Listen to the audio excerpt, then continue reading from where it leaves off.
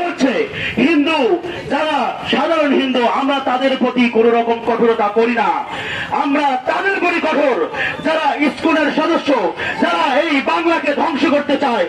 গত ফ্যাসিস্ট সরকারের আমলের যারা এই ইসকন সদস্যরা ফ্যাসিস্ট সরকারকে শক্তিশালী করার জন্য নিজের জীবনকে বাজি রেখেছে।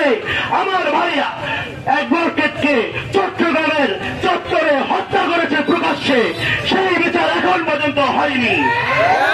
এখন পর্যন্ত আমার বোনের ধর্ষণের বিচার এখন পর্যন্ত হয়নি। এখন পর্যন্ত আমার ভাই একজন আলেম টঙ্গীকে অপহরণ করা হলো গাজীপুরে, তাকে পাওয়া গেল পঞ্চগড়ে, তারপর এখন পর্যন্ত বিচার হয়নি। সেই পুলিশ কিভাবে আতাউর রহমানকে গুলি করে হত্যা করতে চায়, সেই বিচার আমরা এখান থেকে চাবো ইনশাআল্লাহ। আমরা এই বাংলার জমিনে শাহজালালের উত্তরসূরি, আমরা টেকমিরের উত্তরসূরি। আমরা মনে করি প্রত্যেক মুসলমান যারা নিজেকে মুসলিম হিসেবে দাবি করে, যারা মুমিন হিসেবে দাবি করে, তারা অবশ্যই ভারত বিদ্বেষী হইতে হবে। ভারতের দালালেরা,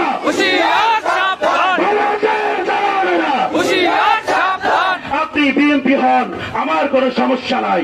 আপনি জাতীয়বাদী হন, আমার কোনো সমস্যা হয়। আপনি এনসিপি হন, আমার কোনো সমস্যা নাই। কিন্তু আপনি ভারতের দালাল হইয়েন না, আপনি ভারতের দালাল হইয়েন না। এটা এমন বাংলা যে বাংলার জন্য আমার বাপ দাদারা জীবন দিয়েছে, আমার বাবা জীবন দিয়েছে। সেই জীবনের বিনিময়ে আমরা এই বাংলা পেয়েছি, ভারত নয়। অতএব ভারতের দালালি এই দেশে চলবে না ইনশাআল্লাহ। আমাদের জীবন দিয়ে আমরা তাদের উত্তরসূরি যারা নিজের জীবনকে বাজি রেখে এই বাংলাকে জয় করেছি ইনশাআল্লাহ। আমরা তাদেরকেই আমরা এই বাংলার জমিনে আবার উজ্জীবিত করব এবং সমস্ত যারা ইসকনের দালাল, ইহুদিদের দালাল, তাদেরকে আমরা বিতাড়িত করব ইনশাআল্লাহ।